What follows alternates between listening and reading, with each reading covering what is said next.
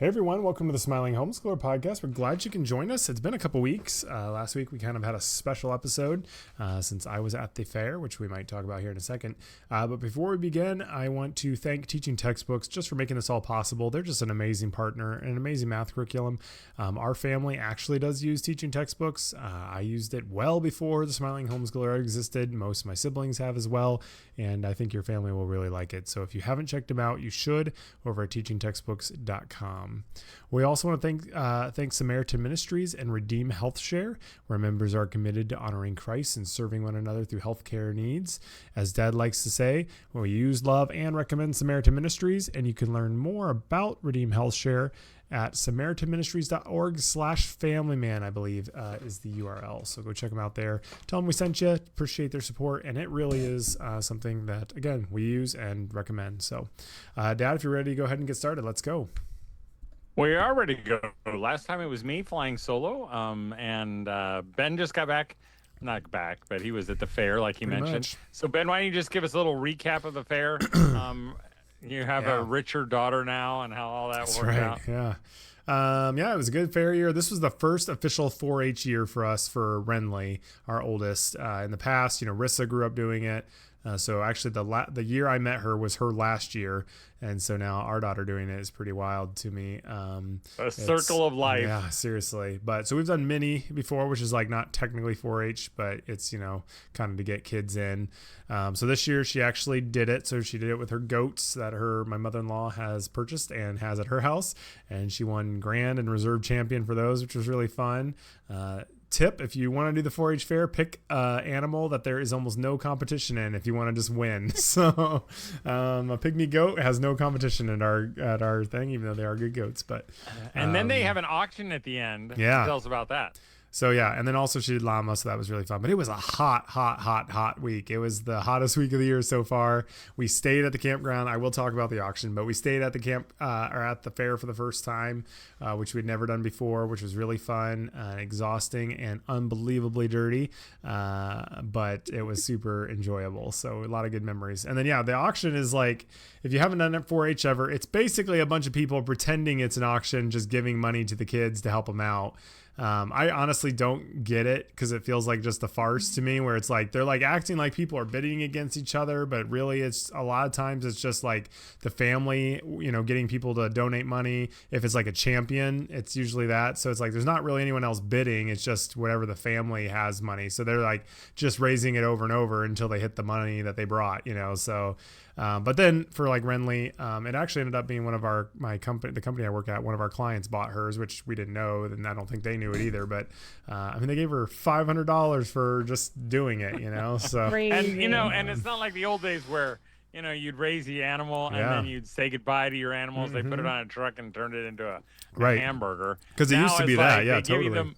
Now they give you the money, and then they give you the animal back. Well, yeah, they don't even do the animal thing anymore. It used to be like the butchers, like if you sold a pig for $300 and their going rate for a pig was like $150, the butcher would pay $150 of that pig. So really the person was just giving like $150. Now they're just giving you $500 and $700. I mean, our friends, they got like $750 per pig, and that's all just goes straight to the kids. Wow. So I mean, I get they're wanting to reward them as like, hey, good job, but really it's all the family doing a lot of it until they're older. So yeah, that's what like Rissa was saying. Well, Renly, do you think we should give some money to Mimi and Pap, who are like raised the goat? And she's like, how much? Yeah. Like, why would we give them ungrateful. money? I mean, afterwards, she's just like, I just so like she was all mad about something. I'm like, you just were given $500 for nothing, and I didn't even have $500 until I was like 15, and I'm just like, come on. I didn't have $500 until I was married. Yeah, exactly. So, but it was a really fun time, and I mean, I know it's hard and stuff, but I do think it's a really fun thing. It feels, I've said it every year, but just old fashioned. And, if you want some time together, I mean, we don't really spend a ton of time as a family there, but it's just fun for the kids to be able to run around and be dirty and watch the monster trucks and all that kind of stuff. So they're like feral animals. Yeah, pretty much. Kids just running around, like staying in the shadows. Miles was just coated, but it was super fun.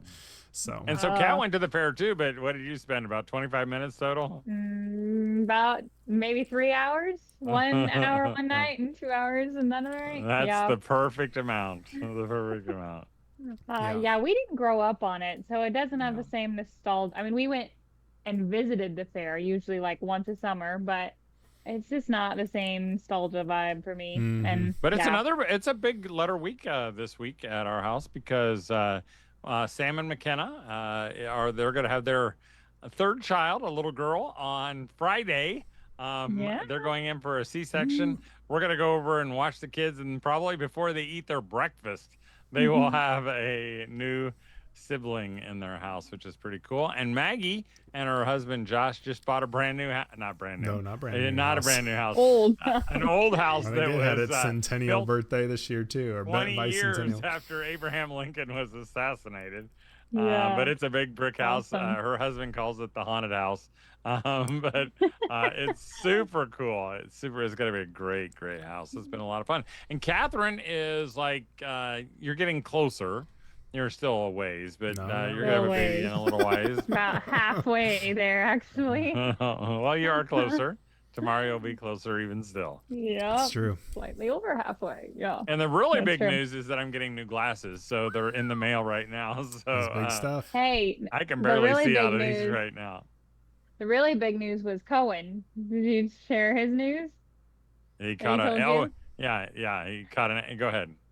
He caught a mole with his bare hands. Cohen is Wow. 4, not quite 5. This boy is cut from a different cloth than my kids, but Well, we also had Pretty Ike had impressive. something fun this week. Is they found like a raccoon just laying on their front porch. It was like all beat up around the mouth and stuff, and not really moving. So he wasn't sure what to do. So he called the police. They came out. This poor lady, she puts on her gloves, picks this thing up like a baby, just like out in front of her, walks it over to the other side of the railroad tracks and shoots it and just puts it out. I thought it was an AI video that he had from his doorknob camera because it looks so ridiculous, but apparently it was real. So, some of those things that you see online may not be fake, but most of them are. Yeah.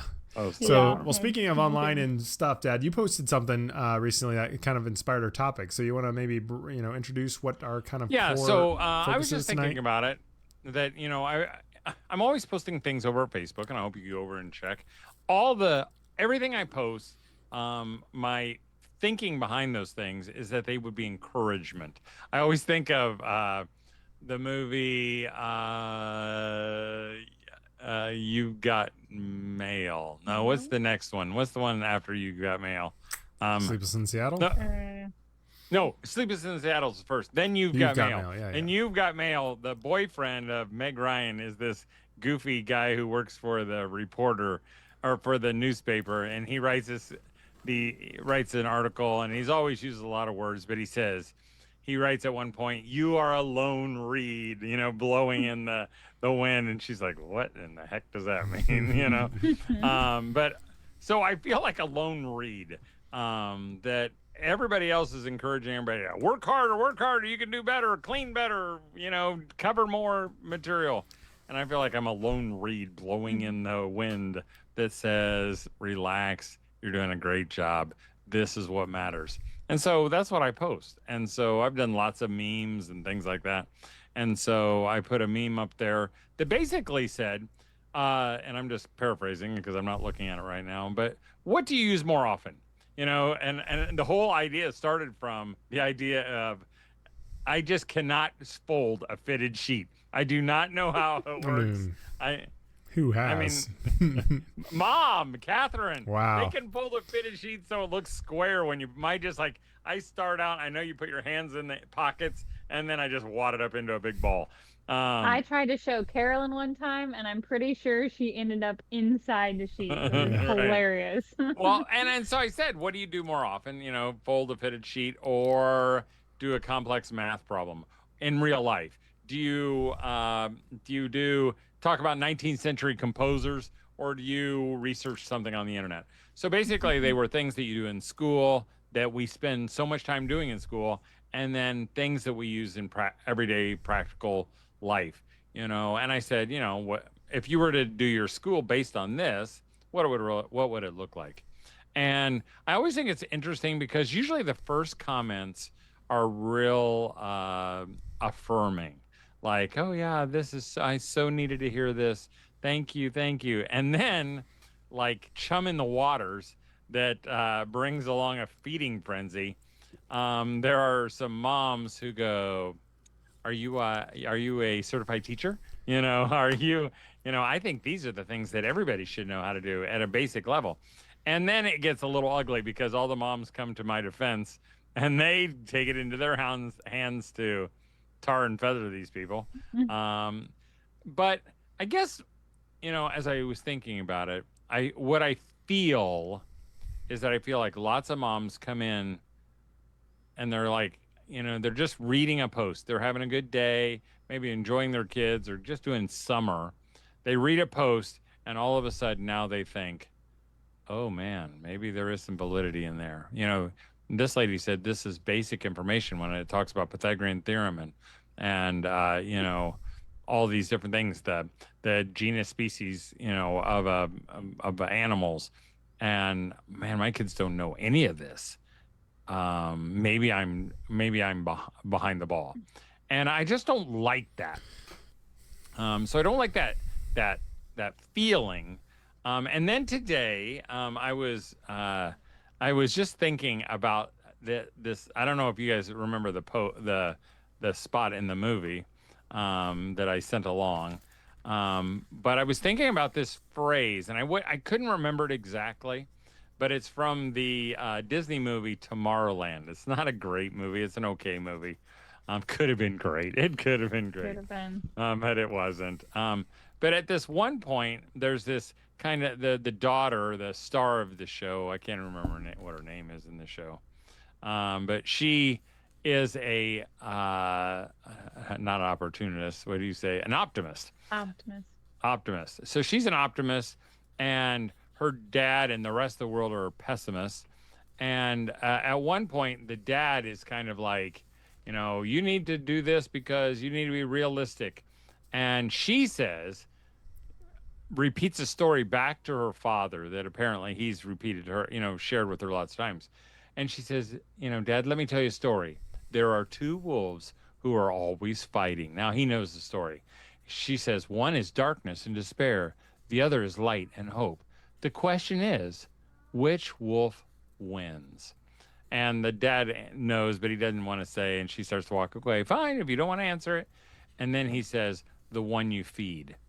And, the idea is, there are these two things that rage inside of us and maybe even outside us. And one of them is saying, you're not doing a good job. You should be doing better. Your kids are behind. And then the other one, the lone reed one that sounds like me, in your head says, you're doing fine. Your kids are going to be good, and you're the best mom there is for your children. And then the question comes, which one wins? And I think that is the correct answer, the one you feed. And so I just thought maybe we'd talk about that just during this time, feeding the right wolf, feeding the part of your brain or the part of your soul that wants that believes a certain truth. And maybe your thoughts, even as I said that. I mean, my first thing is just, I think fear is the most powerful, or one of the most powerful. It's like a wildfire. I mean, it just grows and feeds and burns and consumes as much as you give it. And unfortunately, the reality is so much of our system now of social media and everything else online is built around sparking that fear. I mean, or anger. But, I always think of the weather YouTube channels. There's one of them, and literally every single post on one of these channels is, huge storm, watch out. It's never been anything like this before. I mean, it's comical. Almost every single title is a huge red circle with fear or anxiety or stress, and so, and I believe like that is coming from Satan. I mean, Jesus, and God says that he doesn't give us a spirit of fear. He asks us not to worry, or commands us not to worry. And I think if we allow it, I mean, Satan would love to have us in the pits of fear at all the time. And it's so hard. I mean, it is our nature to be afraid of those things. And we see a post and it instantly feels it. I feel it. I see it. It's like, I know Kat does. I know mom does. I know my wife does. Maybe dad doesn't. But, there's a lot out there to just give you that little bit of a doubt of, man, maybe I am actually just so far behind. Because that kid, I mean, I was talking to my coworker and her 4-year-old's reading, chapter books, or whatever it is. And it's just like, my 5-year-old's not even close, and you're just like, man, maybe I'm just, we're failing there. But it's not true. But you just have to have, it just is. Once the spark starts, it's so hard to stop it. Yeah. What about you, Kat? I was thinking of a book I've mentioned before by Sissy Goff, but she talks a lot about how our generation, as you all probably know, we have more stress and anxiety than any other generation to this point. We also have more information and so many more voices speaking into everything. It used to be, maybe your mom homeschooled or a lady down the street homeschooled, or maybe there was a homeschool co-op. But now you have access to pretty much every homeschooler online anywhere. Mm-hmm. And I think as the information and the accessibility has increased, so has the anxiety. Because, you used to compare yourself to a couple people. Now it's everybody. And on social media, you're seeing everybody's highlights. So you're seeing the crafty mom and you feel like, man, I should be more crafty. Or the science mom and you're thinking, man, I didn't do that with my kids. Or there's just almost unlimited opportunity for you to feel less than on social media. And there could be some benefits, like I get ideas, like there's some creativity things on there, yes, but for the most part, the more voices, the more confusion, the more like just inferiority or feeling like I'm doing a bad job. And that book talks a lot about how usually the parents who are the most anxious about letting their kids down really care the most. Like it's coming from a place of loving your kids and wanting what's best for your kids, but it's kind of misplaced into thinking, if I do all these things, my kids will turn out okay. I'll be a good homeschool mom. They'll like me for homeschooling them.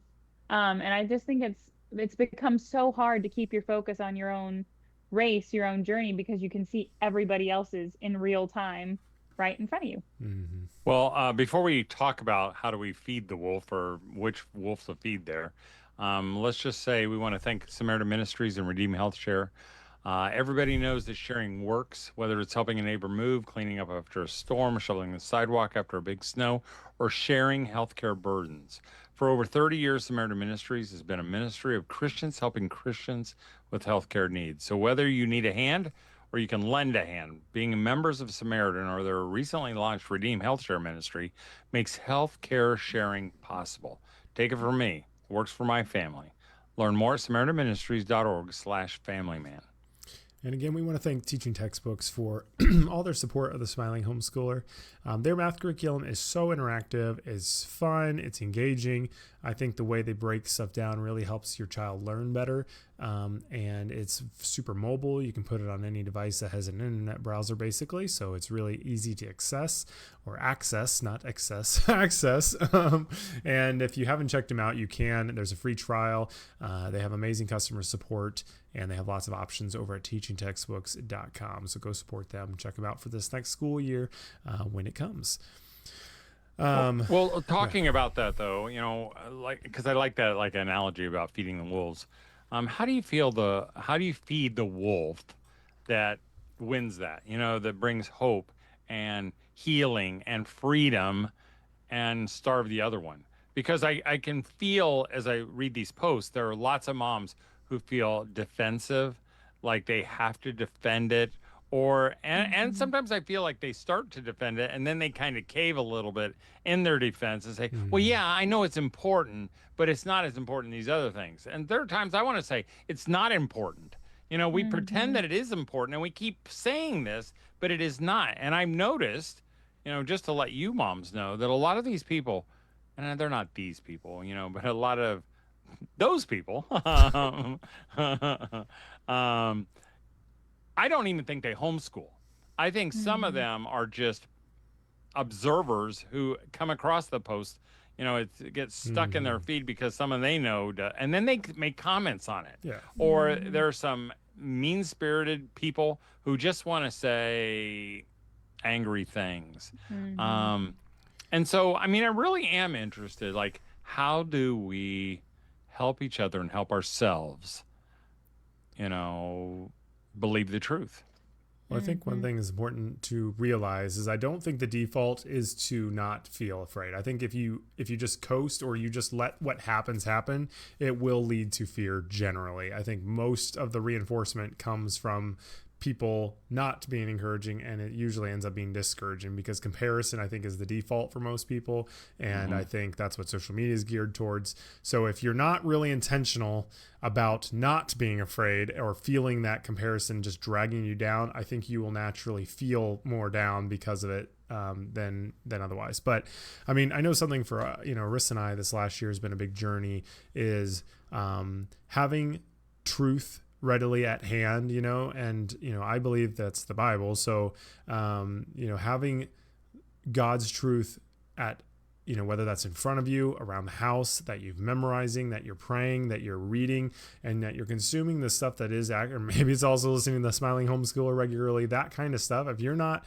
building some of that into your life, I think it is just going to be so hard to let the lies take over because you don't have the real truth to combat it, readily at hand. So I think honestly for us this past year has just been, let's cut some of the noise that we know leads us to feel this way. So for Rissa recently, it's been really getting off social media a lot in terms of just day-to-day scrolling.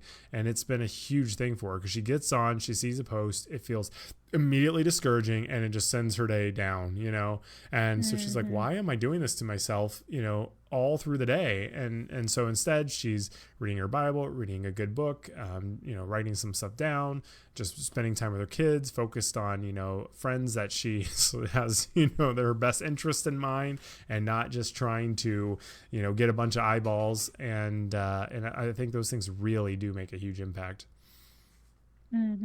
I think a lot of that comparison comes from all the voices. So I think you have to minimize some of the voices. That could be social media. It could be certain accounts. It could be certain times of day that you're more susceptible. It could be certain, maybe you're in a group that's just really feeding this anxiety and making you feel like I'm not doing any of this well enough. Maybe that's the Lord pressing on your heart to change groups, to be in a different group, a different co-op, whatever it is that maybe has a more laid back approach or whatever, however you homeschool. And then I think too, and this is probably easy for me to say because I haven't really started full force yet, but I think one of the most beautiful things for homeschoolers is to remember why you're doing it in the first place. Dad used to have a talk, I'm going to butcher it, but it was like, if you took your kids out of their school because you didn't want them to be in their school, then why are you trying to make your school like their school? And I just think we lose sight of that. I think we see all the other moms or the other kids who feel smarter than our kids, and we start kind of grasping at anything that we think looks good or looks appealing or maybe will make my kid look smart.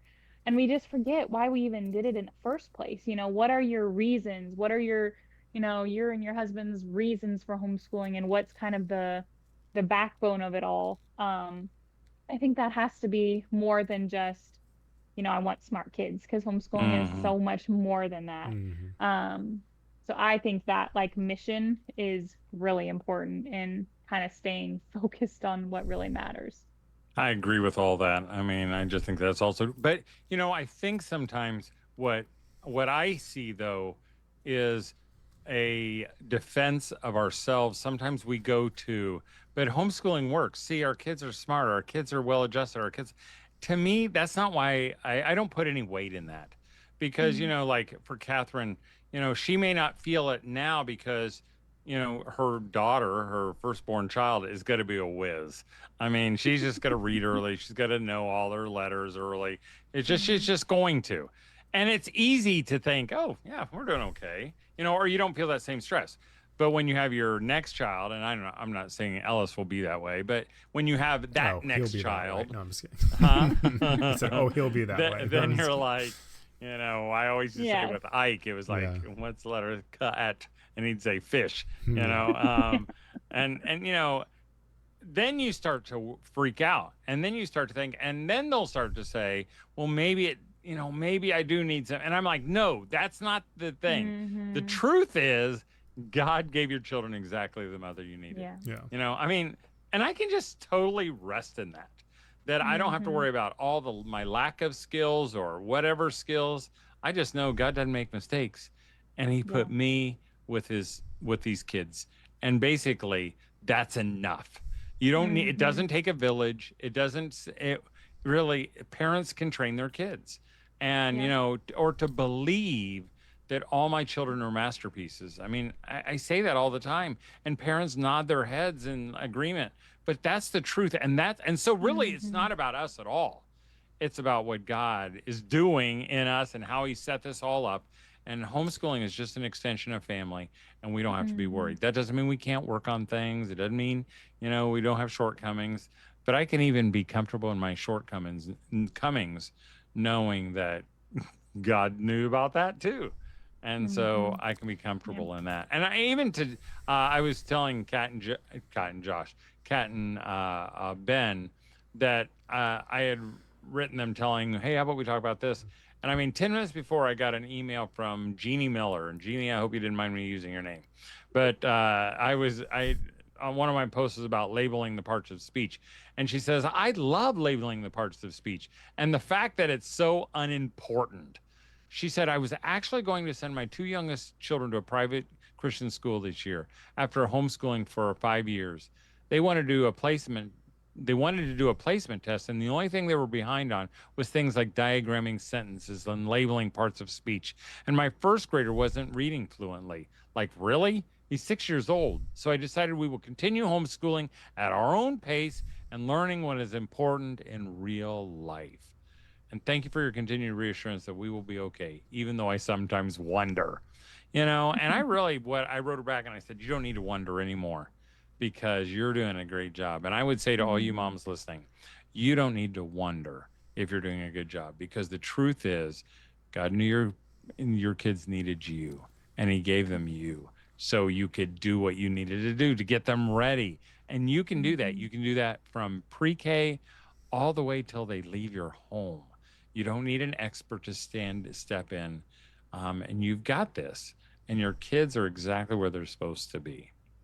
Yeah, I will say, and I think you're saying academically, but I do think homeschooling works. I personally do think that's a very strong argument, not from an academic standpoint of like, oh, they can read so much earlier, but from I've seen the fruit of it working. Like all of our family works, and my friends work, and my cousins work, and they've all been homeschooled, and they've all been, people who don't just think exactly like everyone else in the world does, and are not just, they all function and they all do that. So that's the stuff that it does work. They have great relationships with their families, and they're functioning adults with kids of their own now. And that part is what's working, and I really, even the lady who wrote in, she says they were behind in, it's just like, if people genuinely think the school is actually, most people are not behind, like, go spend 2 seconds on YouTube or Google looking up actual statistics of our schools right now in the country. And it is not, the normal is this super high bar and everyone else is, we're the ones. It is a mess, So if that is all you care about, which I don't think it is, if you're listening to Smiling Homeschooler, then we're good there. But that really is, I think there is so much proof in the pudding of what we all do. Personally. So, but that's what I was saying, Ben. Sometimes there are some examples. People will say, yeah, but I know this one homeschool family that doesn't. And again, it's not based on those things. I don't base it on whether this family, I base it on the truth that God called us to do this. And that does not change. And it's not based on results, even though the results do back it up. I think it is interesting is people, you see that like that famous, like, I don't know if you've seen it, Dad, but it's a cartoon where it's like one person standing in front of a sea of thousands of people saying, and a lot of times people will be like, what's that one movie everyone says is amazing and you say it's not, and it's like you against the world. And people like that imagery of like, oh yeah, but like it is so scary for most people to ever be anywhere that is them against others and them saying, you know what? I'm okay if my kid doesn't read at 6 and doesn't read until 8 or whatever fluently, or I am not going to go to do the whole school normal thing. But the reality is that is what kind of homeschooling is. And, and getting to the point where we are okay with, kind of standing out and being like, I'm going to be brave enough to say, this is the way I'm doing it. I'm not going to be swayed by all of these other voices because they are going to be endless. It is scary. It's not our natural inclination to want to do that. I want to get Catherine's closing comment here, but maybe it's even stronger because it's not just the world who sometimes says the opposite of us. It's our own homeschoolers. And that's where sometimes we feel that caving. Yeah. Catherine, close us out. Oh, no, I don't know. I heard a quote somewhere that said, courage is just fear that said its prayer. And I think that's so good because, and it applies to homeschooling and everything else. But, like, I don't know, God is for homeschoolers. God is for families. And I just think, again, if everything you're hearing is, the news article about some crazy homeschooler family or, well, my sister's cousin's friend, whatever, like, just remove yourself from some of those voices because they are so powerful and they are so constant and you can access them at any point. And surround yourself with friends who are, like the Smiling Homeschooler, but also just friends who are going to be speaking life over your homeschool and over your mothering and, even your spouse. Like, the words are so powerful and the stories you're hearing can either tear you down or they can lift you up and give you hope and encouragement for the next day. Yeah. All right. Well, I think that's a good spot. Hopefully you remember some of these things that you do listen. Obviously we've got the Smiling Homeschooler. Surround yourself with that is encouraging. If you need more encouragement, you can sign up for our short weekly newsletter over at thesmilinghomeschooler.com. Or if you ever have a question or a topic, yeah, Dad. No, I didn't mean to interrupt you, but I was also going to say this would be a good time to say, and if you need a speaker, to your homeschool co-op, I'd love to come. If you live within 225 miles of Milford, Indiana, which is northern Indiana, all you have to do is get me there and maybe take a love offering. But I'd love to come. It's really easy for me to do. Someone asked a couple weeks ago for somewhere in August. I'm just going to run there that evening and run back that same night. It's a piece of cake. So if you'd like to do that, contact me at familyman@familymanweb.com, or you can even text me at 574-253-1663. Cool. Go ahead. And no, I was going to say something else about that, but I don't remember what it was. Yeah. So, and if you do ever want to send us a message or an email, you can email Dad. Just if like this, I don't forget her name, but reached out earlier. People send us Facebook messages. We always appreciate that, and Dad or someone will respond to you eventually. So definitely, if you need some extra encouragement or a specific situation, definitely feel free to do that. If you don't want us to mention it on the podcast, maybe mention that in it as well. So, that's a really good idea because I'll probably say it anyway. It will probably become a topic, but all right. Well, we appreciate everyone being here. Again, thank you to Teaching Textbooks for making what we do possible and just being so on board with helping homeschoolers smile. They really do care about not making people feel like math is this hard, big, scary thing. They want to make fun and engaging for your kids and help them learn. So go check them out, teachingtextbooks.com. Also, again, thank you to Samaritan Ministries and REDEEM HealthShare, where members are committed to honoring Christ and serving one another through healthcare needs. As Dad likes to say, we use, love, and recommend Samaritan Ministries, and we think you should check them out over at samaritanministries.org/familyman, and we really appreciate their support. But everyone have a great week. We'll see you next week, and don't forget to smile.